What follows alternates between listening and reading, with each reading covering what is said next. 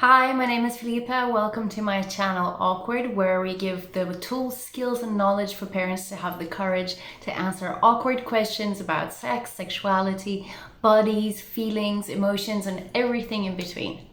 So today I'm here to give you some basic facts about sexual education. So the first fact I'm going to give you is that sexual education actually starts in the womb, and you might be wondering how, since there's a fetus inside the mommy's tummy.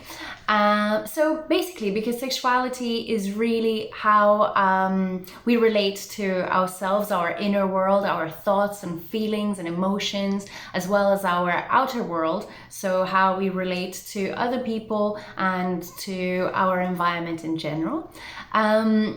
When the baby is still inside the womb, it already is able to feel the mother's emotions, and there have been many studies about this. And this means that the baby feels love, and there's a hormone exchange that makes the mom and the fetus create an attachment bond. Therefore, the mom will take care of this little being inside of her, and then when the little being comes out, there is also there are also other processes that reinforce this attachment and this bond. So basically, when we feel love for the child, for the fetus, it reacts to this emotion of love. So we are already from a very, very, very early stage telling our kids how they should be treated and how they should expect to be loved. So that's the first fun fact about sexual education. The second one is that sexual education is really an uninterrupted process. It is continuous, and we just can't start it and then just not continue it because it gets a little bit harder, because the conversations get a little bit more awkward, because your level of knowledge has to increase, and also because the type of questions that come into children's minds will be a little bit different as kids enter puberty, for example, and adolescence, where their questions about sexuality get a little bit more intricate, and parents at this stage is when parents mostly feel awkward about answering these questions. But I guarantee you that if you start from an early age having these conversations about bodies and relationships with your child, it is a lot easier when you get to these complicated stages of development. Will be a lot easier for you to maintain certain conversations. What else? Fact number 3. Sexual education has to take place in the home. It is the family's responsibility to educate for a healthy sexuality.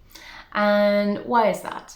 Because basically we are preparing kids to then be adolescents and grown-ups to be thoughtful and engaged individuals, right? So what does sexual education have to do with that? Because sexual education is much about learning about ourselves and creating a healthy relationship with our minds and our bodies. It is also about having healthy relationships outside ourselves, with our family, with our friends, with our teachers. And this starts at home. So you cannot expect your child to learn about body positivity or to have a positive opinion of themselves, be it their body or their intellectual capabilities or their emotions, if you're not there giving them the orientation to navigate this very complex world. Number 4. Just because the family is responsible for the child's sexual education, it does not take away from the fact that sexual education should be taught in schools.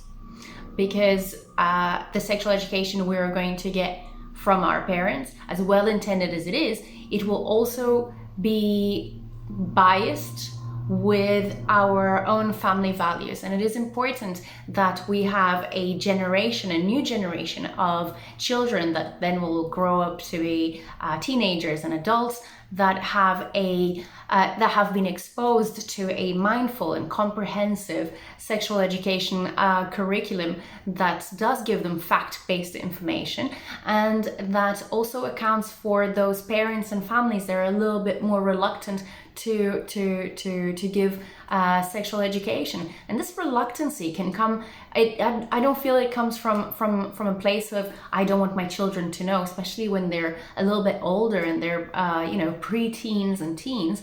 I feel it comes from a place where parents feel awkward and don't feel that they don't know what to say to their children about these topics. So the school is very much responsible for taking on this responsibility as well. Responsibility. Okay. Another fun fact about sexual education is that it has been proven that children who have adequate, comprehensive sexual education are at lower risk of sexual abuse. And this to say that sexual education is the most powerful tool that you can give your child as a sexual abuse prevention tool. And many of you may ask, how does this work? And a lot of the times for children it is difficult to recognize abuse and to know that certain things are not okay, even if they feel a little bit weird about it, because nobody has told them about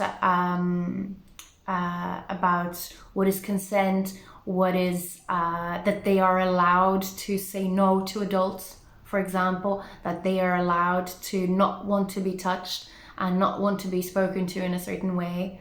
I heard of a very sad and disturbing story of a young boy who he only realized that he was being sexually abused because he watched the news. And on the news, they spoke about a sexual abuse victim, and it was only then that he realized that the thing that he was going through that was troubling him so much was actually sexual abuse. So it is important to give children the tools and the skills to understand what is okay and what is not okay. And comprehensive sexual education will do that. And this is not done in a way to scare children or to, let's sit you down and let's talk about sexual abuse and how to prevent it. No, but this is done through incremental steps, a continuous process where you not only talk to your child, but also show your child how it is that they should expect to be touched and cared for, and who is allowed and who is not allowed to have certain